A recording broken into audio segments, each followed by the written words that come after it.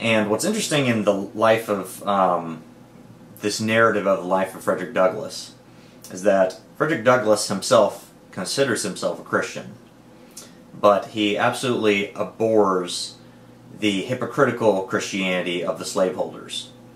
And that is what struck me. We had to read his account in one of my university courses where we read certain portions of this anthology, and the appendix was the most profound for me. Of course, the story itself was incredibly moving, but this was kind of like the culmination of his thoughts and reflections looking back at the account that he had written. So I'm just going to read a portion of it here, and it really speaks for itself, so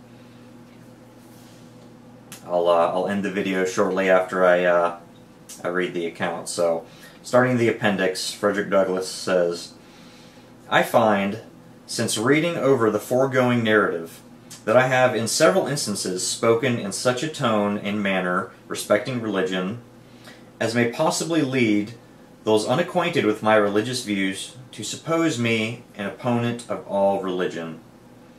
To remove the liability of such misapprehension, I deem it proper to append the following brief explanation.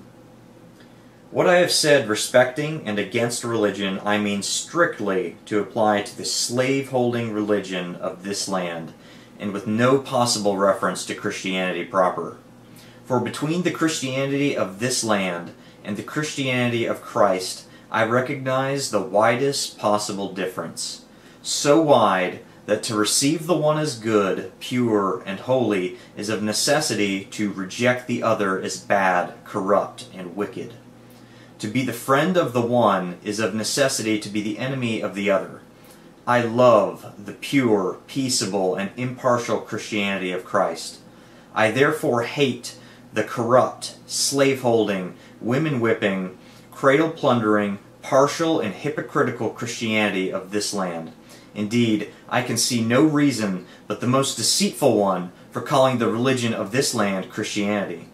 I look upon it as the climax of all misnomers, the boldest of all frauds, and the grossest of all libels.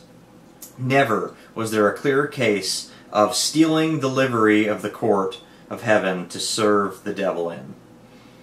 I am filled with unutterable loathing when I contemplate the religious pomp and show together with the horrible inconsistencies which everywhere surround me. We have men-stealers for ministers, women-whippers for missionaries, and cradle-plunderers for church members. The man who wields the blood-clotted cowskin during the week fills the pulpit on Sunday and claims to be a minister of the meek and lowly Jesus. The man who robs me of my earnings at the end of each week meets me as a class leader on Sunday morning to show me the way of life and the path of salvation."